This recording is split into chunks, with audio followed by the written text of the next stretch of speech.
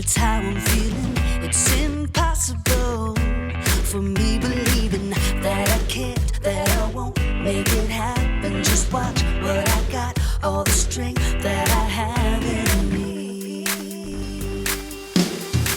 I'm gonna stand up tall, gonna walk through the fire. You can knock me down, I'll jump up even higher. And I believe everything I need. I know, yes I know, it's all inside of me. Yeah, it's all inside of me.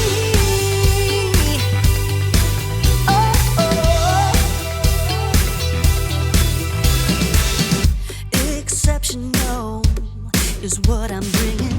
Unforgettable, seeing is believing, and the fire inside me pushing me to be who I am and what I was born to. I'm gonna stand up tall, gonna walk through the fire. You can knock me down, I'll jump up even higher. And I believe everything I need. I know, yes I know, it's all inside of me. Yeah, it's all inside of me.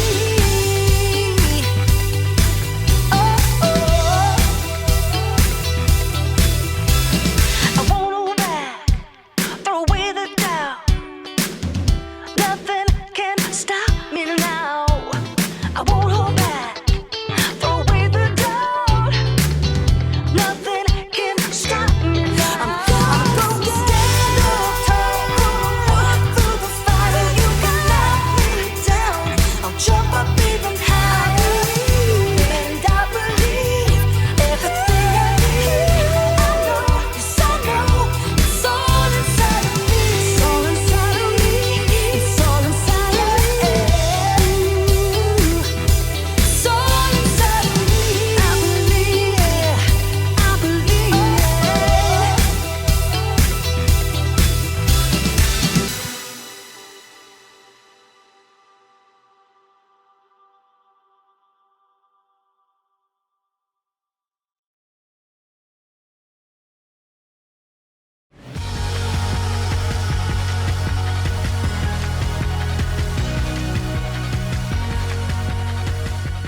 You're the best around. Not gonna feel too good to do. Hey everybody, my name is Graham, and today I'm following in the groundbreaking footsteps of my ancestors. I'm making a mixtape. You see, back in olden times, when someone wanted to listen to music, they needed one of these cassette tapes. And if you were fortunate enough to have one of these dual cassette recorders with high-speed dubbing, you could put up to 90 minutes of your favorite songs onto one rad mixtape. I'm making this mixtape for my friend Erica, who's been running a lot of 5Ks lately.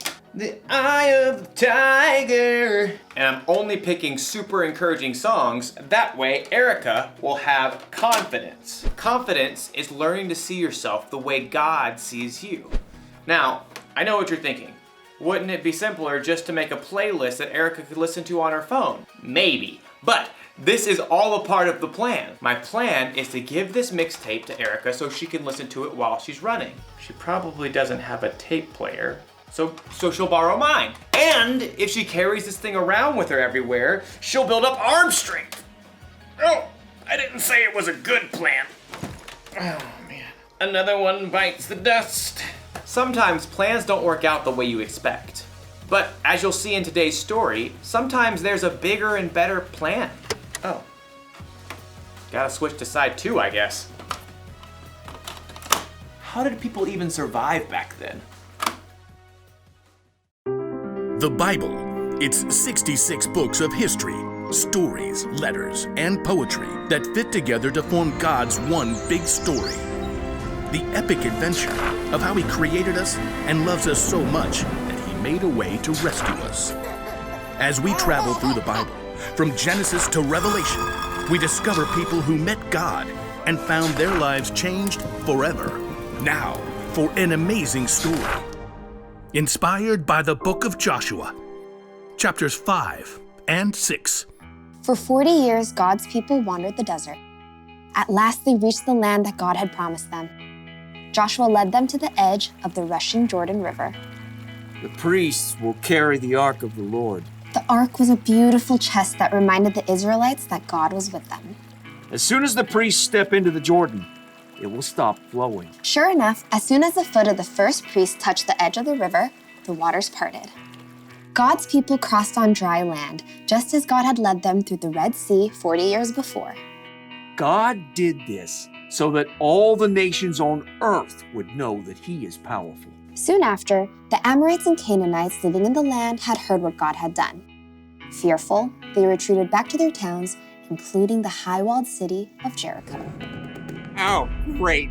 Like, how do we fight them now? God will show us the way. That evening, Joshua left camp and snuck toward Jericho. The walls loomed impossibly strong. So tall. As he turned, Joshua saw a man standing nearby holding a sword. Who are you? Are you on our side or the side of our enemies? I have come as the commander of the Lord's army. Joshua knelt down, face to the ground. What message does my Lord have for me? Take off your sandals. The place you are on is holy ground. Joshua tugged off his shoes. I have handed Jericho over to you. Joshua listened carefully as the Lord delivered a message, a battle plan unlike any other. Wow. Okay, we'll do it, Lord. Joshua called for the priests. Get the Ark of the Covenant, and I need 7 of you to march in front of the Ark with trumpets. Sorry, just warming up. Joshua gathered the army too. Time to move out. Like, do we get to attack now? March around the city. Just, like, go in circles? Some of you march ahead of the Ark of the Lord, and the rest of you march behind. Can we at least shout and stuff? Hey, Jericho, you guys smell like cheese! Don't give a war cry or raise your voices until the day I tell you to shout. But the priests must blow their trumpets. Forward, march! The entire army, including the priests, marched one time around Jericho, just as the Lord had instructed Joshua. Now can we get them? Back to camp, men. We march again tomorrow. The next morning, the Israelites marched around the city once again. And then on day 3, once again on day 4, not to mention day 5, and once again on day 6. We march again at sunrise. I have blisters. At dawn on the 7th day, the army and priests formed their strange parade once more. But this time, once they finished marching around the city one time, Joshua called out. Keep marching. Again? My feet are killing me. The Lord has told me we must march around the city 7 times today. On the 7th time around, the priests blew a long blast on their trumpets. Now shout! The Lord has given you the city.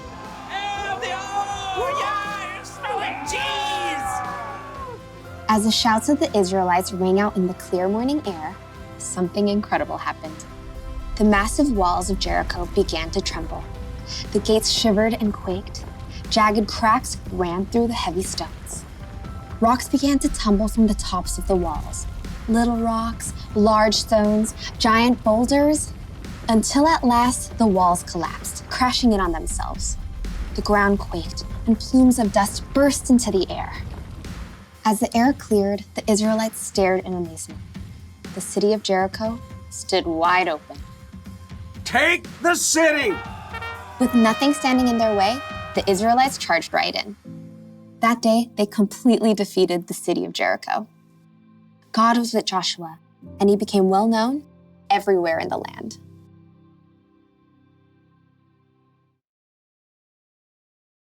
When God told Joshua to take over the city of Jericho, Joshua probably thought of a battle plan. And I bet his battle plan didn't involve marching around the city wall for a week blowing trumpets. But Joshua followed God, and the Israelites took the city. He had confidence that God's plan was bigger and better. And that's not the only time God proved his plan was better. When Jesus, God's son, died on the cross, Jesus' disciples had to wonder, what is God thinking? Then in 3 days, when Jesus came back to life, it all became clear. God's plan is always better. The truth is, none of us know what the future holds. Your family might have to move out of the neighborhood or out of the state. You might get sick or break a bone. You might not get put on the team you tried out for. But when things don't go according to your plan, that's when you need to remind yourself, God's got you. You may not always know what God's plan is, but keep following him and have confidence that his plan is bigger and better. That's the one thing to remember today. God's plan is the best plan. My plan to make a mixtape for Erica is not the best plan. But it's still a lot of fun.